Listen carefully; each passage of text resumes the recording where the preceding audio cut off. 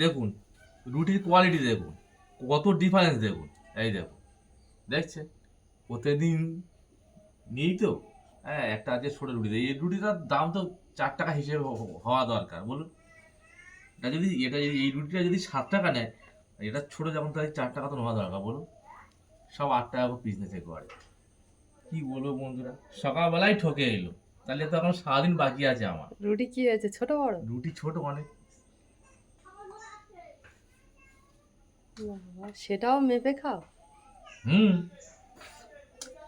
আমি কি পয়সা কি কম দিই বন্ধুরা? আজকে সকালের টিফিন ব্রেকফাস্ট হচ্ছে রসগোল্লা আর রুটি।